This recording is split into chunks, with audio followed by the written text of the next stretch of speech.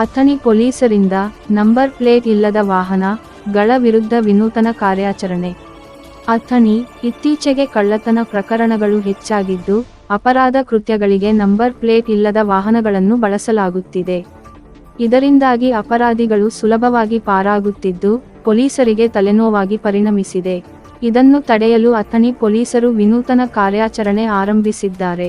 Athani PSI ಗಿರಮಲ್ಲಪ್ಪ Uppara ಅವರ ನೇತೃತ್ವದಲ್ಲಿ ಪೊಲೀಸರು ನಂಬರ್ ಪ್ಲೇಟ್ ಮತ್ತು ಹೆಲ್ಮೆಟ್ ಇಲ್ಲದೆ ರಸ್ತೆಗೆ ಇಳಿದ ದ್ವಿಚಕ್ರ ವಾಹನಗಳನ್ನು ವಶಪಡಿಸಿಕೊಳ್ಳುತ್ತಿದ್ದಾರೆ.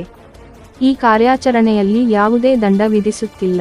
ಬದಲಾಗಿ ವಾಹನದ ಮಾಲೀಕರು ತಮ್ಮ ದಾಖಲಾತಿಗಳು ಮತ್ತು ನಂಬರ್ ಪ್ಲೇಟ್ ಅನ್ನು ತಂದು ತೋರಿಸಿದರೆ ವಾಹನವನ್ನು ಬಿಡುಗಡೆ ಮಾಡಲಾಗುತ್ತಿದೆ.